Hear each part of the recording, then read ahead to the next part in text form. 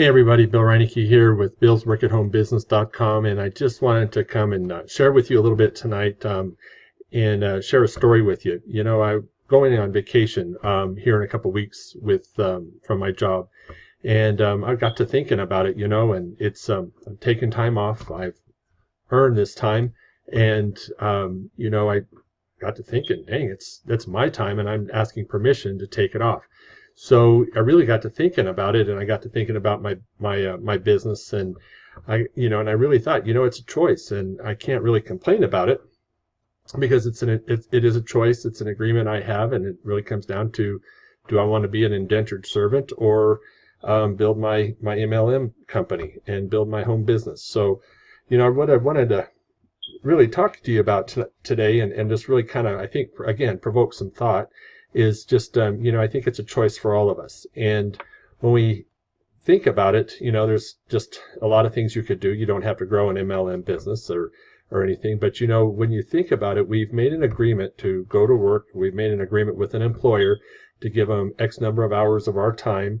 And if you work for salary or in a management position, it's probably, an untold number of hours for a set number of dollars, and which is okay. I mean, that's what we sign up for, right? So it's not something that I'm complaining about, but I mean, it's a harsh reality that we don't often think about. So, it really comes down to that question, you want to be an indentured servant or an MLM? You might be wondering what I mean by an indentured servant. So I want to just share that definition with you. I found this one on Wikipedia. An indentured servant or indentured laborer is an employee. And so when you think about it, we're all indentured servants when we have a job. And so I'm thankful to have a job. It pays my bills and it allows me to go on vacation. But I've taken the majority, the best part of my day, the best part of me, and I've sold it for a price. And so that's what an employee is. And I know that sounds pretty crude, but when you really break it down, that's what it is. And so you're an employee or an indenturee within a system of unfree labor who is bound or signed by a forced contract, the indenture. So you're the indenturee, and you are indentured by a signed contract to work for a particular employer for a fixed time. And so this is, 8 hours a day, 4/10s, whatever that is. On a completion of the contract, and indentured servants were given freedom and occasionally plots of land. So it's still kind of the same way today. We are given freedom. We get some freedom to go on vacation. We get some freedom to pay our mortgages, to pay car payments, and those sorts of things. And so it's a system really that we are kind of brought up in, and it's just a kind of system that we all, the majority of people, fall into. I was on the way to work this morning, and I was listening to a podcast, as I usually do, and I can't remember who I was listening to. I listen to so many different podcasts, but this one entrepreneur was talking about how he hadn't worked for a number of years, and I think it may be 20 years. And he talked about his lifestyle, and he was talking about, when he gets up in the morning, he has coffee and he thinks about what he's going to do that day. It's not like he doesn't work. He's an entrepreneur, and an entrepreneur is more than just a business person. They are people that solve problems or come up with solutions. So, he talked about, he'd go out and, spend his day doing different things and, pretty relaxing, but he would always be thinking, and he'd think for weeks sometimes before he would do anything in the way of entrepreneurship. So the work was really taking place as he was doing things and going about his day, doing the kind of things he wanted. So I got to thinking about it, and I thought, wow, that is amazing. And, and I've been on this journey for a long time, and I always think, why not me? There's no reason why that couldn't be you or I if we make that decision. So, I think it's a choice, indentured servant or, your MLM company. So what would it be like to be free? I think that's a question we really got to ask. What would it be like for you? For me, it would mean that I would get to do what I want, and with no one telling me where to be or where I have to go. So, I mean, there's, no time constraints. I don't have to be at the office for certain meetings. I've got a back-to-back schedule every week. And so I've got, and I have a team of people that I supervise, and just because they need me and need access to me, they have access to my schedule, and they can see my schedule and the free slots that I have. So, that isn't freedom. And so to be free is not somebody, taking your time, filling in those time slots, or, booking meetings for you. And then it would be, doing whatever you want, when you want, and you don't have to ask anyone to do it. So, if you go on vacation and it's a week long and you decide you want to spend another week, you don't have to ask anybody. It's not like you've got to check your PTO bank and see if it's there, if you have the time off to take. So, I mean, it's just that kind of freedom to do those sorts of things. And then you have the income to live that lifestyle. You don't have to worry about if you got the money in the bank. And so it's not like you've got the income coming in, a passive income. And really, when you're in a business of your own, that's the kind of income you want to strive for. And I like the MLM business model because it's a great way to build that passive income. You're basically essentially just doing the work one time, and that investment of effort continues to pay that residual income. So this is my idea of a happy place, and my cat's behind me meowing. I don't know if you can hear that. She just killed a shoelace or something. But this is my idea of a happy place. This was taken a few months ago, I think in January.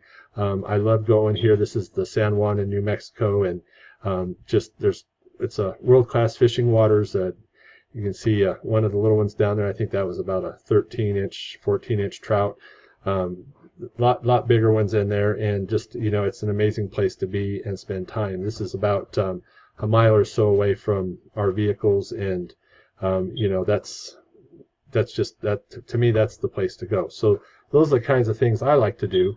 And and I'm always thinking about putting the next time I can put in for time off, and I always look forward to being able to go. What would it be like to get up, and if you're into fly fishing, for example, like I am, and you wanted to get up one day and you just decide, well, I'm going to go, fly fishing, and it's on a Wednesday when nobody's out there. What would that be like? I mean, it would be pretty awesome, actually. So let me ask you a question.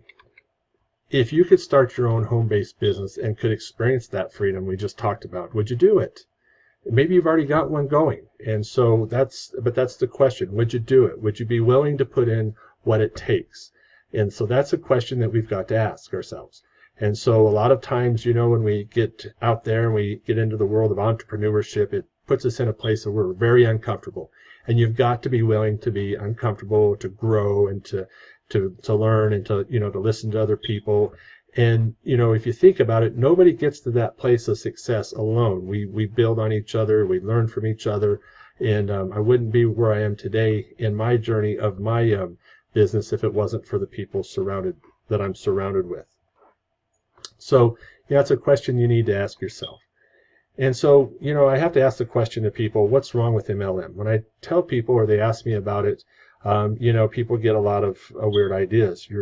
And I think that the biggest problems and some of the things that are wrong with it is that you're told to recruit your friends and family. I don't want to recruit my friends and family. I've been in several MLMs, as most people that are in the MLM business or industry have been. And I don't even want my friends and family to know that I'm in an MLM. Most of them aren't even interested. And, they don't understand MLM, and they think that it's a pyramid scheme. And, so I get sick and tired of people going, oh, is that one of those pyramid things? And so if they really understood what it was, and maybe you're watching this and you're not really familiar with what multi-level marketing or network marketing is, but it is the farthest thing from a pyramid scheme. It's ethical, it's legal, it's one of the most powerful ways to market products, and it's one of the most lucrative ways to market products and get paid. So a lot of people just don't understand, and I just don't have the energy to go around educating people that really aren't interested in learning. And then people have been promoting MLM businesses the same way for the past 50 years, and nothing's changed. They want you to go out and get your friends and family and bring them in. They want to do house meetings. Nobody wants to do a house meeting. Everybody's on Facebook. or on YouTube, or they're doing other things. So people aren't into that anymore. And then they want you to recruit within your group, your friends and family, and and that's really hard. And I've watched people do this at work, and and it hurts relationships, and because there's expectations, and people don't want to have a party just because they attended your party, and so it just doesn't work like it used to. And there's so many reasons for that. And as a social worker, I could get into that, but I mean, it's not even important. The fact is, it just doesn't work. And then they, having meetings and rallies, on a regular basis at hotels, and and I've done hundreds of those, and and I get a little bit of momentum, and then it just falls apart because you're just constantly putting in a ton of energy into a way that doesn't work. Maybe it worked 50 years ago or 60 years ago, but it doesn't work today. So that's what's wrong with MLM. So that it's not that MLM has anything wrong with it. It's just that the practices of building the business don't work anymore. And so everyone is promoting and marketing the same thing. And that's another thing that's a challenge. So, I mean, you've got a business model they teach you. Your upline's got the same business model. Everybody's got the same catalog. Everybody looks the same. And if I'm out selling, a power drink, and I'm out there with 10 million other people selling the same power drink, then they got the same, the same stories that come from the company.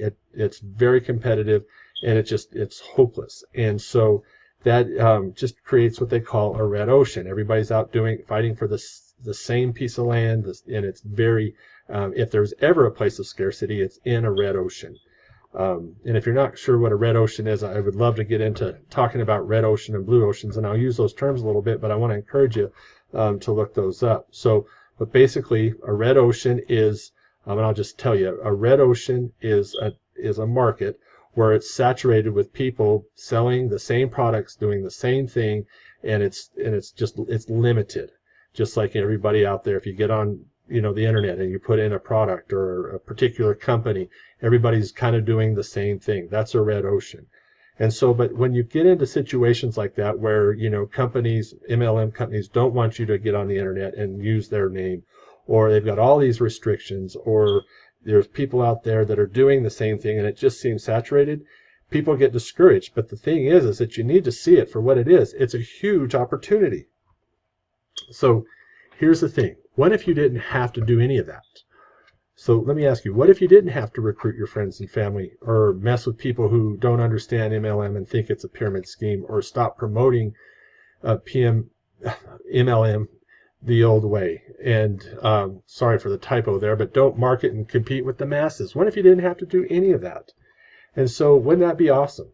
So what you do when you're in that situation and you see those kinds of things is embrace the challenge and realize that there is a ton of opportunity out there, because you're going to go out there and create the blue ocean. And what blue ocean is a market where you create that market and you bring people into that market where there's no competition. Nobody's doing or it like you, or very few people are. And I hate it when that happens when I'm doing a video. And anyway, what a distraction. So, and then, you go out there and you create that opportunity and you take advantage of it. So what I want to encourage you to do is click down below and check out a training that has transformed my business. And it's a funnel that has all kinds of ways to implement it. It's through ClickFunnels, I'll tell you that. I've taken this training, it's transformed my business, and in fact, I want you to follow along in this journey that I'm doing right now. And so what I've done is I've had this idea of actually of how to go out and create this blue ocean, this marketing process where you don't have to do any of those things, where you don't have to reach out to friends and family, you don't have to have house parties, you don't have to cold call people. And let me tell you a story. Many years ago, I was in a multi-level marketing, and I would say it's probably 25 years ago. And I was able to build a pretty good sized group. I was making some fair money. And but I had to really go out there and I had to work hard. I was out on the streets like they tell you to do. I was going to, car dealerships, and they would tell you to go out and talk to the salesmen. And I did all that. And so what I did to build my business was I went out and I talked to people cold calling. And I got the phone book, and I don't know if you know what a phone book is, if you're old enough, you do. And But I would take the white pages and I would tear a sheet out and I would go down that list and I would cold call every day after work. And I would spend several hours and I would book 1 or 2 appointments a night. I'd go out and run those appointments. And if I wasn't on an appointment, I would be in there cold calling. And so I was able to actually get some people that kind of ran with it a little bit, but it was so hard. It was like running behind a wheel with a stick, and I had to keep hitting the wheel with the stick and keep it rolling, like the kids did with back in the day, you know, and they had the little round hoop and they would hit it with a stick and run down the street. The minute you stop hitting that wheel with the stick and rolling it, it falls over, and that was kind of what happened. And so the process that I'm talking about, the process that I'm thinking of, and what I've been able to really glean from the training that I want you to click down and check out, has really begun to transform my business. And I'm honored. I want you to also click and subscribe to this channel and like this video and follow along in this journey as I develop this process and continue to make videos. But today I just want to provoke thought and have you ask that question. Ask yourself that question. Do you want to be an indentured servant, or do you want to work at your own business? And so, there's a lot of opportunity out there. I'm super excited that to be able to do this. There's just not a lot of people out there doing it. And so one of those things that I think about when people are talking about business opportunities is you got to catch the wave. You got to be there, at the beginning of the wave and not when everybody's in the wave, And so I think this is an opportunity where we're to catch a wave, a pretty big wave. And so, if you're skeptical, again, subscribe to this channel and like this video and follow along so you get all of my videos as I make them. And if you'd like to reach out to me, if you have questions, click the link down below and you can go to billsworkathomebusiness.com and send me an email from there. And I'd love to hear from you. So until next time, God bless you and have a wonderful day.